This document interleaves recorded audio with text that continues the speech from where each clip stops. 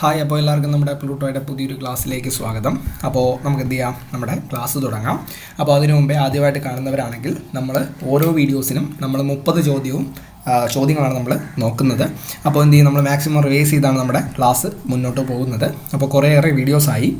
അപ്പോൾ നമ്മുടെ ദേവസ്വം ബോർഡിൻ്റെ പ്ലേലിസ്റ്റിൽ കയറി കഴിഞ്ഞ് കഴിഞ്ഞാൽ നമ്മുടെ യൂട്യൂബിൽ കയറിയിട്ട് ദേവസ്വം ബോർഡ് നമ്മുടെ ഈ ഒരു വീഡിയോ കാണുമ്പോൾ ഈ ഒരു ചാനലിൻ്റെ അകത്ത് പ്ലേലിസ്റ്റിൽ കയറി കഴിഞ്ഞാൽ നിങ്ങൾക്ക് ബാക്കി വീഡിയോസും കൂടെ കാണാൻ പറ്റും. അപ്പോൾ വീഡിയോ ഇഷ്ടപ്പെട്ടാൽ ലൈക്ക് ചെയ്യുക. ലൈക്ക് ചെയ്യുമ്പോൾ എന്ത് ചെയ്യും, നിങ്ങൾക്ക് പിന്നെയും കാണണമെങ്കിൽ ആ ലൈക്ക് സെക്ഷനിൽ കയറി കഴിഞ്ഞാൽ എന്ത് ചെയ്യാൻ പറ്റും, ഈ ലൈക്ക്ഡ് വീഡിയോസിൽ കയറി കഴിഞ്ഞാൽ നമുക്ക് പിന്നെയും വീഡിയോ കാണാൻ പറ്റും. അപ്പോൾ നമുക്ക് എന്ത് ചെയ്യാം, നമ്മുടെ ക്ലാസ് തുടങ്ങാം. അപ്പോൾ ഒന്നാമത്തെ ചോദ്യമാണ്, ആദികേശവ ക്ഷേത്രം എവിടെയാണത്? അത് തിരുവട്ടാറിലാണ്. അപ്പോൾ ആദികേശവ ക്ഷേത്രം എവിടെയാണ്? അത് തിരുവട്ടാറിലാണ്. അപ്പോൾ ആദികേശവ ക്ഷേത്രം എവിടെയാണത്? അത് തിരുവട്ടാറിലാണ്. രണ്ടാമത്തെ ചോദ്യമാണ്, പ്രശസ്തമായ രഥോത്സവം നടക്കുന്ന പാലക്കാടുള്ള ക്ഷേത്രം. എല്ലാവർക്കും അറിയാവുന്നതാണ്. എന്താണ് അത്? കൽപ്പാത്തി രഥോത്സവമാണ്. കൽപ്പാത്തി എവിടെയാണ്? നമ്മുടെ പാലക്കാടാണ്. അപ്പോൾ പ്രശസ്തമായ രഥോത്സവം നടക്കുന്ന പാലക്കാടുള്ള ക്ഷേത്രം ഏതാണ്? അത് കൽപ്പാത്തി ക്ഷേത്രമാണ്. വളരെ പ്രശസ്തമായൊരു ക്ഷേത്രമാണ്. അടുത്ത നമ്മുടെ മൂന്നാമത്തെ ചോദ്യമാണ്, ക്ഷേത്രത്തിലെ ശ്രീകോവിൽ മനുഷ്യ ശരീരത്തിലെ ഏത് സ്ഥാനമാണ് വഹിക്കുന്നത്? ഏത് സ്ഥാനമാണ്? അത് ശിരസാണ്. അപ്പോൾ നമ്മുടെ ക്ഷേത്രത്തിലെ ശ്രീകോവിൽ, എല്ലാവർക്കും അറിയാമല്ലോ ശ്രീകോവിൽ. അപ്പോൾ ആ ഒരു ശ്രീകോവിൽ നമ്മുടെ മനുഷ്യ ശരീരത്തിലെ ഏത് സ്ഥാനമാണ് വഹിക്കുന്നത്? അത് ശിരസാണ്. നമ്മൾ കോവിലിൽ പോകുമ്പോൾ എന്ത് ചെയ്യുക, ഇതൊക്കെ വായിച്ചുകൊണ്ട് പോകുന്നവരെന്ത് ചെയ്യുക, ജസ്റ്റ് ഒന്ന് നോക്കുക. നമ്മളെ കോവിലിൽ ചെന്നിരിക്കുമ്പോൾ ഇതാണിത് അതാണിത് എന്നൊക്കെ പറഞ്ഞ് എന്ത് ചെയ്യുക, നമ്മളൊന്ന് അവിടെ വെച്ചൊന്ന് ഈ കാര്യങ്ങളൊക്കെ ഒന്ന് ആലോചിച്ച് നോക്കുക. അപ്പോൾ ക്ഷേത്രത്തിലെ ശ്രീകോവിൽ മനുഷ്യ ശരീരത്തിലെ ഏത് സ്ഥാനം വഹിക്കുന്നു? ഏത് സ്ഥാനമാണ്? അത് ശിരസാണ്. ഏതാണ്? ശിരസാണ്. അടുത്ത നമ്മുടെ നാലാമത്തെ ചോദ്യമാണ്, സൂര്യന് എത്ര പ്രാവശ്യമാണ് പ്രദക്ഷിണം വയ്ക്കേണ്ടത്? എത്രയാണ്? 2 പ്രാവശ്യമാണ്. അപ്പോൾ സൂര്യന് എത്ര പ്രാവശ്യം പ്രദക്ഷിണം വയ്ക്കണം? 2 പ്രാവശ്യമാണ് സൂര്യന് പ്രദക്ഷിണം വയ്ക്കേണ്ടത്. മനസ്സിലായല്ലോ. അടുത്ത് 5ാമത്തെ ചോദ്യമാണ്, ചന്ദനം തൊടേണ്ടത് എങ്ങനെയാണ് ചന്ദനം തൊടേണ്ടത്? എങ്ങനെയാണ്? നെറ്റിക്ക് ലംബമായിട്ടാണ് ചന്ദനം തൊടേണ്ടത്. അപ്പോൾ ചന്ദനം തൊടേണ്ടത് എങ്ങനെയാണ്? നെറ്റിക്ക് ലംബമായിട്ടാണ് ചന്ദനം തൊടേണ്ടത്.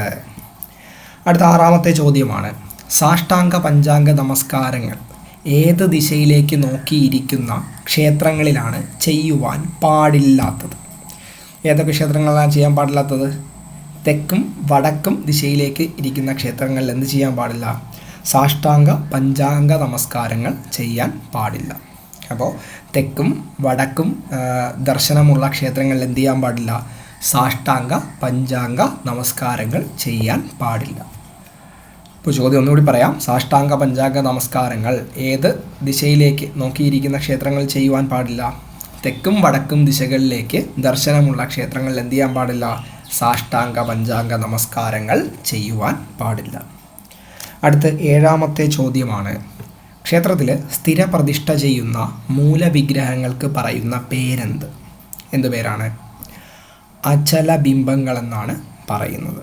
അപ്പോൾ നമ്മുടെ ക്ഷേത്രത്തിൽ സ്ഥിരപ്രതിഷ്ഠ ചെയ്യുന്ന മൂലവിഗ്രഹങ്ങൾക്ക് പറയുന്ന പേര് എന്ത് പേരാണ്? അചല ബിംബങ്ങളെന്നാണ് പറയുന്നത്. അപ്പോൾ നമ്മുടെ ക്ഷേത്രത്തിൽ സ്ഥിരപ്രതിഷ്ഠ ചെയ്യുന്ന മൂലവിഗ്രഹങ്ങൾക്ക് പറയുന്ന പേരെന്താണ്? അചല ബിംബങ്ങളെന്നാണ് പറയുന്നത്. എന്താണ്? അചല ബിംബങ്ങൾ.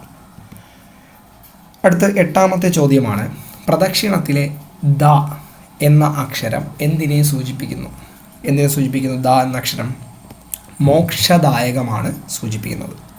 അപ്പോൾ നമ്മുടെ പ്രദക്ഷിണത്തിലെ ദ എന്ന് പറയുന്ന അക്ഷരം എന്തിനെ സൂചിപ്പിക്കുന്നു? മോക്ഷദായകത്തെയാണ് സൂചിപ്പിക്കുന്നത്. അപ്പോൾ പ്രദക്ഷിണത്തിലെ ദ എന്ന് പറയുന്ന അക്ഷരം എന്തിനെ സൂചിപ്പിക്കുന്നു? മോക്ഷദായകത്തെയാണ് സൂചിപ്പിക്കുന്നത്. മനസ്സിലായല്ലോ. അടുത്ത് 9ാമത്തെ ചോദ്യമാണ്, ക്ഷേത്രത്തിലെ അന്തരാളം മനുഷ്യ ശരീരത്തിലെ ഏത് സ്ഥാനം വഹിക്കുന്നു? ക്ഷേത്രത്തിലെ അന്തരാളം മനുഷ്യ ശരീരത്തിലെ ഏത് സ്ഥാനത്തെയാണ് വഹിക്കുന്നത്? ഏത് സ്ഥാനത്തെയാണ്? അത് മുഖത്തെയാണ് വഹിക്കുന്നത്. നമ്മുടെ ക്ഷേത്രത്തിലെ അന്തരാളം മനുഷ്യ ശരീരത്തിലെ ഏത് സ്ഥാനം വഹിക്കുന്നു? മുഖസ്ഥാനത്തെയാണ് വഹിക്കുന്നത്.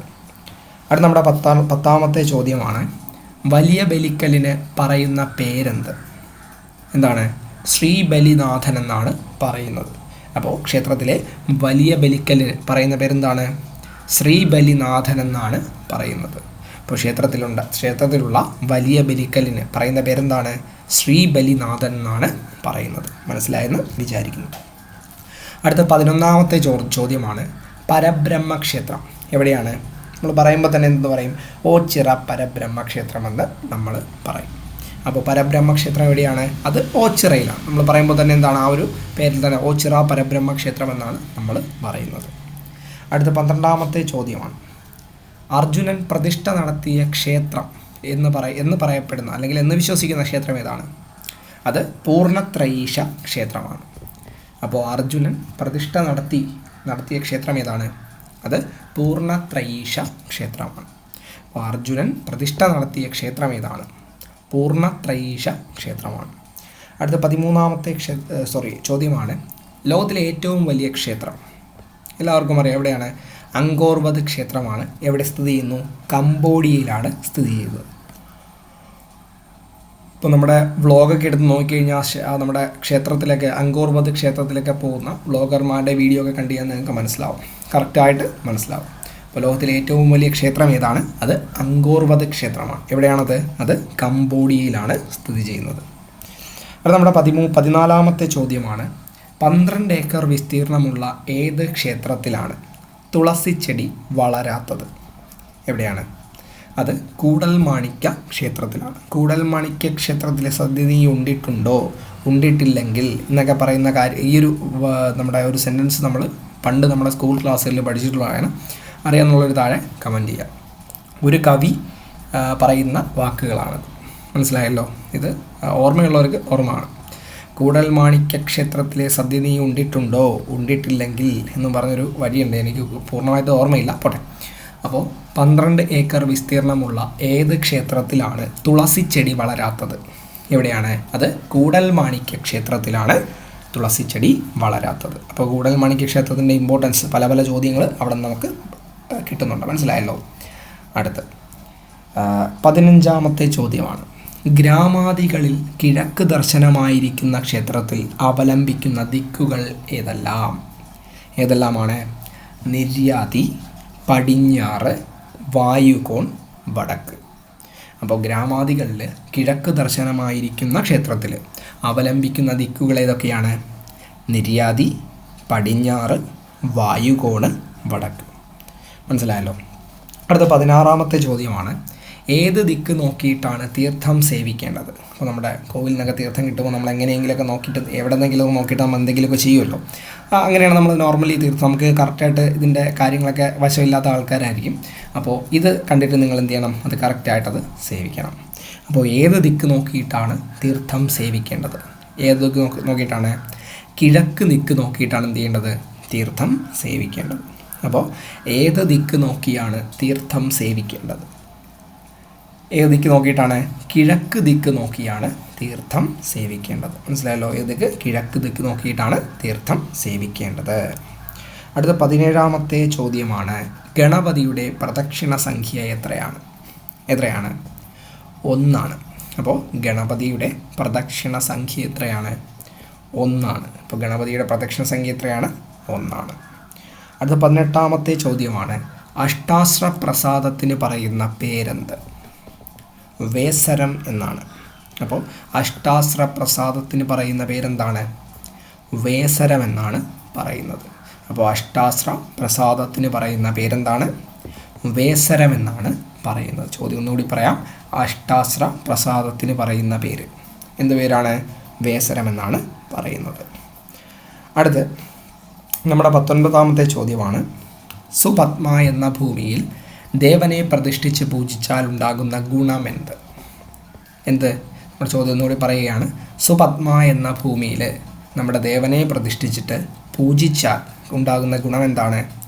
രോഗം, അനർത്ഥം എന്നിവയെ എന്ത് ചെയ്യുന്നു? അത് നശിപ്പിക്കുന്നു. അപ്പോൾ സുപത്മ എന്ന ഭൂമിയിൽ ദേവനെ പ്രതിഷ്ഠിച്ച് പൂജിച്ചാൽ ഉണ്ടാകുന്ന ഗുണമെന്താണ്? രോഗം, അനർത്ഥം എന്നിവയെ എന്ത് ചെയ്യുന്നു? നശിപ്പിക്കുന്നു. മനസ്സിലായല്ലോ? അപ്പോൾ സുപത്മ എന്ന ഭൂമിയിൽ ദേവനെ പ്രതിഷ്ഠിച്ച് പൂജിച്ചാൽ ഉണ്ടാകുന്ന ഗുണമെന്താണ്? രോഗം, അനർത്ഥം എന്നിവ എന്ത് ചെയ്യുന്നു? അത് നശിപ്പിക്കുന്നു. അടുത്ത 20ാമത്തെ ചോദ്യമാണ്. ഉയരവിസ്താരങ്ങളുടെ അനുപാതത്തിൽ വർഗീകരിച്ചിരിക്കുന്ന ശ്രീകോവിലുകൾക്ക് പറയുന്ന പേരുകൾ ഏതെല്ലാം? ചോദ്യം ഒന്നുകൂടി. ഉയരവിസ്താരങ്ങളുടെ അനുപാതത്തിൽ വർഗീകരിച്ചിരിക്കുന്ന ശ്രീകോവിലുകൾക്ക് പറയുന്ന പേരുകൾ ഏതെല്ലാമാണ്? മൂകാം ശാന്തികം, പൗഷ്ടികം, ജയദം, അദ്ഭുതം, സർവകാമികം. അപ്പോൾ ഏതൊക്കെയാണ്? മൂകാം ശാന്തികം, പൗഷ്ടികം, ജയദം, അദ്ഭുതം, സർവകാമികം. അപ്പോൾ ഉയരവിസ്താരങ്ങളുടെ അനുപാതത്തിൽ വർഗീകരിച്ചിരിക്കുന്ന ശ്രീകോവിലുകൾക്ക് പറയുന്ന പേരുകൾ ഏതെല്ലാമാണ്? മൂകാം ശാന്തികം, പൗഷ്ടികം, ജയദം, അദ്ഭുതം, സർവകാമികം. അടുത്ത നമ്മുടെ 21ാമത്തെ ചോദ്യമാണ്. ഗ്രാമാദികളിൽ ശിവക്ഷേത്രമാണെങ്കിൽ ഏത് ദിക്കിലാണ് നിർമ്മാണം? ഏത് ദിക്കിലാണ്? ഈശാന കോണിലാണ് നിർമ്മാണം. അപ്പോൾ ഗ്രാമാദികളിൽ ശിവക്ഷേത്രമാണെങ്കിൽ ഏത് ദിക്കിലാണ് നിർമ്മാണം? അത് ഈശാന കോണിലാണ് നിർമ്മാണം. അപ്പോൾ ഗ്രാമാദികളിൽ ശിവക്ഷേത്രമാണ് എങ്കിൽ ഏത് ദിക്കിലാണ് നിർമ്മാണം? അത് ഈശാന കോണിലാണ്. അടുത്ത 22ാമത്തെ ചോദ്യമാണ്. ശിവന് പ്രദക്ഷിണം ചെയ്യേണ്ട സംഖ്യ? 3 പ്രദക്ഷിണമാണ് ശിവന് ചെയ്യേണ്ടത്. അപ്പോൾ ശിവൻ്റെ പ്രദക്ഷിണ സംഖ്യ എത്രയാണ്? 3 ശിവൻ്റെ പ്രദക്ഷിണ സംഖ്യ. അടുത്ത 23ാമത്തെ ചോദ്യമാണ്. ശ്രീകോവിലിലെ സ്തംഭങ്ങൾ മനുഷ്യ ശരീരത്തിലെ ഏത് സ്ഥാനത്തെയാണ് വഹിക്കുന്നത്? ഏത് സ്ഥാനമാണ്? അത് കണ്ണുകളാണ്. അപ്പോൾ നമ്മുടെ ശ്രീകോവിലിൽ പോകുമ്പോൾ അവിടെയുള്ള സ്തംഭങ്ങൾ നമ്മുടെ മനുഷ്യ ശരീരത്തിലെ ഏത് സ്ഥാനം വഹിക്കുന്നു? കണ്ണുകളെയാണ് വഹിക്കുന്നത്. അപ്പോൾ നമ്മൾ ശ്രീകോവിലിലെ സ്തംഭങ്ങൾ മനുഷ്യ ശരീരത്തിലെ ഏത് സ്ഥാനം വഹിക്കുന്നു? കണ്ണുകളെയാണ് ശ്രീകോവിലിലെ സ്തംഭങ്ങൾ വഹിക്കുന്നത്. ഏതാണ്? കണ്ണുകളാണ്. അടുത്ത 24ാമത്തെ ചോദ്യമാണ്. പരശുരാമ ക്ഷേത്രം സ്ഥിതി ചെയ്യുന്നത് ഏത് സംസ്ഥാനത്താണ്? എവിടെയാണ്?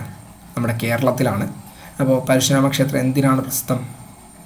അപ്പോൾ കേരളത്തിൽ എവിടെയാണ്? അത് നമ്മുടെ തൊട്ടപ്പുറത്തെ ചോദ്യം തന്നെയുണ്ട്. കേരളത്തിൽ എവിടെയാണത്? അത് നമുക്കടുത്ത് നോക്കാം. അത് അറിയാമെന്നുള്ളത് ഈ വീഡിയോ കാണുമ്പോൾ തൊട്ട് താഴെ കമൻറ്റ് ചെയ്യുക. എവിടെയാണ് എന്ന് ഞാൻ തന്നെ പറയാം. എവിടെയാണ്? നമ്മുടെ തിരുവനന്തപുരം ജില്ലയിലെ തിരുവല്ലത്താണ് കേരളത്തിലെ പരശുരാമ ക്ഷേത്രം സ്ഥിതി ചെയ്യുന്നത്. അപ്പോൾ പരശുരാമ ക്ഷേത്രം സ്ഥിതി ചെയ്യുന്നത് ഏത് സംസ്ഥാനത്താണ്? കേരളത്തിലാണ്. എവിടെയാണ്? അത് തിരുവല്ലത്താണ്. തിരുവല്ല എവിടെയാണ്? അത് തിരുവനന്തപുരത്താണ്. പരശുരാമ ക്ഷേത്രം എന്തിനാണ് പ്രസിദ്ധം? പിതൃതർപ്പണത്തിനാണ് പ്രസിദ്ധം. മനസ്സിലായല്ലോ? അടുത്ത് 25ാമത്തെ ചോദ്യം. വളരെ നിലകളുള്ള പ്രസാദത്തിന് പറയുന്ന പേര്? സർവതോഭദ്രമെന്നാണ്. അപ്പോൾ വളരെ നിലകളുള്ള പ്രസാദത്തിന് പറയുന്ന പേരെന്താണ്? സർവതോഭദ്രമെന്നാണ് പറയുന്നത്. അപ്പോൾ വളരെ നിലകളുള്ള പ്രസാദത്തിന് പറയുന്ന പേര് എന്താണ്? സർവതോഭദ്രമെന്നാണ്. അടുത്ത 26ാമത്തെ ചോദ്യമാണ്. പ്രസിദ്ധമായ ഗുഹാക്ഷേത്രം എല്ലാവർക്കും അറിയാം. ഏതാണ്? അജന്തയാണ്. അജന്ത. അപ്പോൾ പ്രസിദ്ധമായ ഗുഹാക്ഷേത്രം ഏതാണ്? അത് അജന്തയാണ്. അജന്ത കേവ്സ് എന്നൊക്കെ, അജന്ത എല്ലോറ കേവ്സ് എന്നൊക്കെ കേട്ടിട്ടുണ്ടല്ലോ. അപ്പോൾ അതാണ് നമ്മളിപ്പോൾ പറഞ്ഞത്. പ്രസിദ്ധമായ ഗുഹാക്ഷേത്രം എവിടെയാണ്? അത് അജന്തയാണ്. അടുത്ത 27ാമത്തെ ചോദ്യമാണ്. പരശുരാമ പ്രതിഷ്ഠയുള്ള ക്ഷേത്രം നമ്മൾ പറഞ്ഞതാണ്, അത് തിരുവല്ലമാണ്. അപ്പോൾ അവിടുത്തെ ആർക്കിടെക്ചറൊക്കെ അടിപൊളിയാണ്. ആർക്കിടെക്ചർ എന്ന് പറഞ്ഞാൽ നമ്മുടെ ആ ഒരു പഴയ ഒരു നിർമ്മിതിയാണ്, അടിപൊളിയാണ്. ചെറിയൊരു ഫ്രണ്ടിലൊരു നമ്മുടെ ക്ഷേത്രകുളമൊക്കെ ഉണ്ട്, അതിൽ മീനുകളൊക്കെ ഉണ്ട്, അടിപൊളിയാണ്. അപ്പോൾ പോകുന്നവർ പോയി കാണുക, അടിപൊളിയാണ്. അപ്പോൾ പരശുരാമ പ്രതിഷ്ഠയുള്ള ക്ഷേത്രം എവിടെയാണ്? അത് തിരുവല്ലമാണ്. അടുത്ത 28ാമത്തെ ചോദ്യം. ദുര്യോധന ക്ഷേത്രം എവിടെയാണ്? അത് മലനടയാണ്. മലനട ദുര്യോധന ക്ഷേത്രം എന്നാണ് നമ്മൾ പറഞ്ഞ് പഠിച്ചിട്ടുള്ളത്. അപ്പോൾ ദുര്യോധന ക്ഷേത്രം എവിടെയാണ്? മലനടയാണ്. അപ്പോൾ ദുര്യോധന ക്ഷേത്രം, മലനട ദുര്യോധന ക്ഷേത്രം എന്ന് പറഞ്ഞ് പഠിച്ചാൽ മതി. അടുത്ത 29ാമത്തെ ചോദ്യമാണ്. ലോകത്തിലെ ഏറ്റവും വലിയ ബുദ്ധക്ഷേത്രം ഏതാണ്? ബോറോബദർ ബുദ്ധക്ഷേത്രമാണ്. അപ്പോൾ ലോകത്തിലെ ഏറ്റവും വലിയ ബുദ്ധക്ഷേത്രം എവിടെയാണ്? ബോറോബദർ ബുദ്ധക്ഷേത്രം എവിടെയാണെന്ന് എനിക്കറിയില്ല. അപ്പോൾ ലോകത്തിലെ ഏറ്റവും വലിയ ബുദ്ധക്ഷേത്രം എവിടെയാണ്? പക്ഷേ ഏതാണ്? ബോറോബദറാണ്. അപ്പോൾ ലോകത്തിലെ ഏറ്റവും വലിയ ബുദ്ധക്ഷേത്രം ബോറോബദർ. അപ്പോൾ നമ്മുടെ ഈ വീഡിയോയിലെ ലാസ്റ്റ് ചോദ്യമാണ്. എല്ലോറയിലെ ഗുഹാക്ഷേത്രങ്ങളുടെ എണ്ണം എത്ര എണ്ണമാണ്? 34. അപ്പോൾ എല്ലോറയിലെ ഗുഹാക്ഷേത്രങ്ങളുടെ എണ്ണം എത്രയാണ്? 34 ഗുഹാക്ഷേത്രങ്ങളാണ് എല്ലോറയിൽ ഉള്ളത്. അപ്പോൾ എല്ലോറയിലെ ഗുഹാക്ഷേത്രങ്ങളുടെ എണ്ണം എത്രയാണ്? 34 ആണ്. എത്രയാണ്? 34. അപ്പോൾ എന്താണ് നമ്മൾ ഇന്ന് പഠിച്ച ചോദ്യങ്ങൾ ഇത്രയാണ്. അപ്പോൾ നമ്മൾ 30 ചോദ്യങ്ങളാണ് നമ്മളിന്ന് ഈ ഒരു വീഡിയോയിൽ പറഞ്ഞത്. അപ്പോൾ എന്ത് ചെയ്യാം, നമ്മൾ ഇന്ന് പറഞ്ഞു തുടങ്ങിയ ചോദ്യം തൊട്ട് നമ്മളിപ്പോൾ നിർത്തിയ ചോദ്യം വരെ പറഞ്ഞിട്ട് എന്ത് ചെയ്യാം, നമുക്ക് ഈ ഒരു വീഡിയോ അവസാനിപ്പിക്കാം. അപ്പോൾ ഒന്നാമത്തെ ചോദ്യം പറഞ്ഞത് ആദികേശവ ക്ഷേത്രം എവിടെയാണ്? അത് തിരുവട്ടാറാണ്. പ്രശസ്തമായ രഥോത്സവം നടക്കുന്ന പാലക്കാട്ടുള്ള ക്ഷേത്രം കൽപ്പാത്തി ക്ഷേത്രമാണ്. ക്ഷേത്രത്തിലെ ശ്രീകോവിൽ മനുഷ്യ ശരീരത്തിലെ ഏത് സ്ഥാനം വഹിക്കുന്നു? ശിരസാണ്. സൂര്യൻ എത്ര പ്രാവശ്യം പ്രദക്ഷിണം വയ്ക്കണം? 2 പ്രാവശ്യം. ചന്ദനം തൊഴേണ്ടത് എങ്ങനെ? നെറ്റിക്ക് ലംബമായി. സാഷ്ടാംഗ പഞ്ചാംഗ നമസ്കാരങ്ങൾ ഏത് ദിശയിലേക്ക് നോക്കിയിരിക്കുന്ന ക്ഷേത്രങ്ങളിലാണ് ചെയ്യുവാൻ പാടില്ലാത്തത്? തെക്കും വടക്കും. ക്ഷേത്രത്തിൽ സ്ഥിരപ്രതിഷ്ഠ ചെയ്യുന്ന മൂലവിഗ്രഹങ്ങൾക്ക് പറയുന്ന പേര് അചല ബിംബങ്ങളെന്നാണ്. പ്രദക്ഷിണത്തിലെ ദ എന്ന അക്ഷരം എന്തിനെ സൂചിപ്പിക്കുന്നു? മോക്ഷദായകമാണ്. ക്ഷേത്രത്തിലെ അന്തരാളം മനുഷ്യശരീരത്തിലെ ഏത് സ്ഥാനം വഹിക്കുന്നു? മുഖമാണ്. അന്തരാളം മുഖമാണ്. വലിയ ബലിക്കലിന് പറയുന്ന പേര് ശ്രീബലിനാഥൻ എന്നാണ്. പരബ്രഹ്മ ക്ഷേത്രം എവിടെയാണ്? ഓച്ചിറയിലാണ്. അർജുനൻ പ്രതിഷ്ഠ നടത്തിയ ക്ഷേത്രം ഏതാണ്? അത് പൂർണ്ണ ത്രയീശ ക്ഷേത്രമാണ്. ലോകത്തിലെ ഏറ്റവും വലിയ ക്ഷേത്രമാണ് ഏതാണ്? അത് അങ്കോർവത് ക്ഷേത്രമാണ്. എവിടെയാണത്? കംബോഡിയയിലാണ്. 12 ഏക്കർ വിസ്തീർണമുള്ള ഏത് ക്ഷേത്രത്തിലാണ് തുളസിച്ചെടി വളരാത്തത്? എവിടെയാണത്? അത് കൂടൽമാണിക്യ ക്ഷേത്രത്തിലാണ്. അടുത്ത്, ഗ്രാമാദികളിൽ കിഴക്ക് ദർശനമായിരിക്കുന്ന ക്ഷേത്രത്തിൽ അവലംബിക്കുന്ന ദിക്കുകൾ ഏതെല്ലാം? നിര്യാതി, പടിഞ്ഞാറ്, വായുകോൺ, വടക്ക്. ഏത് ദിക്ക് നോക്കിയാണ് തീർത്ഥം സേവിക്കേണ്ടത്? കിഴക്ക് ദിക്ക് നോക്കിയിട്ടാണ്. ഗണപതിയുടെ പ്രദക്ഷിണ സംഖ്യ 1. അഷ്ടാശ്ര പ്രസാദത്തിന് പറയുന്ന പേര് വേസരമെന്നാണ്. സുപത്മ എന്ന ഭൂമിയിൽ ദേവനെ പ്രതിഷ്ഠിച്ച് പൂജിച്ചാൽ ഉണ്ടാകുന്ന ഗുണമെന്താണ്? രോഗം, അനർത്ഥം എന്നിവയെ നശിപ്പിക്കുന്നു. ഉയരവിസ്താരങ്ങളുടെ അനുപാതത്തിൽ വർഗീകരിച്ചിരിക്കുന്ന ശ്രീകോവിലുകൾക്ക് പറയുന്ന പേരുകൾ ഏതെല്ലാം? മൂകാം ശാന്തികം, പൗഷ്ടികം, ജയദം, അത്ഭുതം, സർവകാമികം. ഗ്രാമാദികളിൽ ശിവക്ഷേത്രമാണെങ്കിൽ ഏത് ദിക്കിലാണ് നിർമ്മാണം? ഈശാന കോണിലാണ്.